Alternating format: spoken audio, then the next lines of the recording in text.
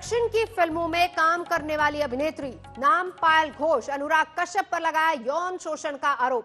पायल का आरोप है कि फिल्मों में काम देने के एवज में अनुराग कश्यप ने उनका यौन शोषण किया। पायल से बात की हमारी सहयोगी मुस्तफा शेख ने। पायल घोष जी इस वक्त हमारे साथ हैं। अनुराग कश्यप के ऊपर कुछ संगीन आरोप आपने लगाए हैं, क्या कंप्लेंट को आप सस्पेंशन कर सकते हैं? एग्जैक्टली क्या एलिगेशंस आप उन पर लगा रही हैं? मैं एग्जैक्ट एलिगेशन मतलब मैं अपना एक्सपीरियंस शेयर कर रही हूँ, क्योंकि I have seen him coming out and talking in favour of women. तो मुझे लगा कि फिर उनको भी वही चीज़ फॉलो करना चाहिए, लेकिन उन्होंने अपने लाइफ में ये चीज़ फॉलो नहीं करते हैं।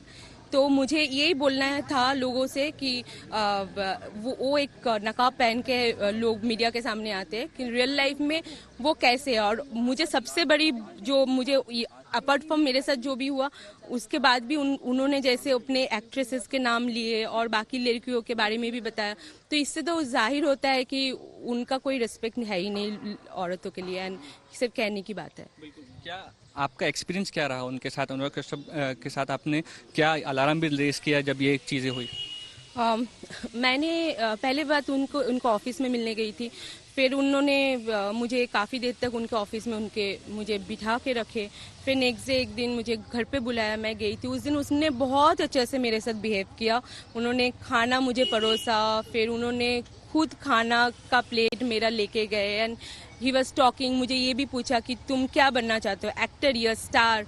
तो बहुत सारे ऐसे बातचीत हुई जिसमें कोई भी एक लड़की है ना जो नहीं है, तो उनको बहुत अच्छा लगेगा कि अरे मुझे बहुत अच्छा सपोर्ट मिल गया।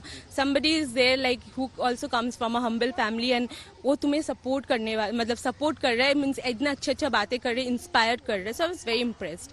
उस दिन फिर मैं आ गई। फिर नेक्स्ट डे वापस उन्होंने बुलाया। फिर हमने थोड़ा सा उनके जो कंप्यूटर के रूम है वहाँ पे बैठे, और उसके बाद उन्होंने मुझे दूसरे रूम में लेके गया जहाँ पे कैसेट, वीडियो कैसेट वगैरह पड़े, मतलब लाइब्रेरी था, एक बुक्स वगैरह था, एक सोफ़ा था, एक टीवी था, साइड टेबल था।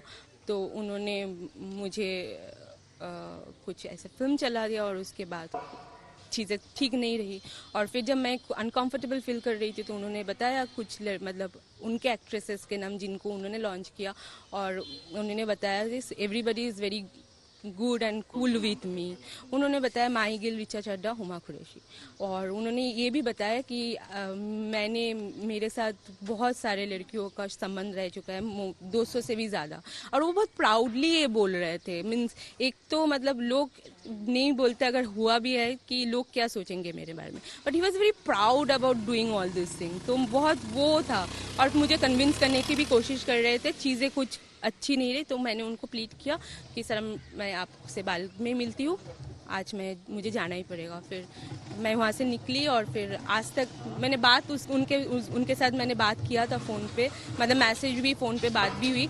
उसके बाद से फिर धीरे धीरे मैं उनसे बात नहीं किया, और मैं उनको ट्विटर पे फॉलो भी करती थी। लेकिन फिर एक टाइम मुझे ऐसा फील हुआ कि मुझे अच्छा नहीं लग रहा था, मतलब जितना दिन जा रहा था वो चीज़ मुझे बहुत हॉर्न कर रहे थे।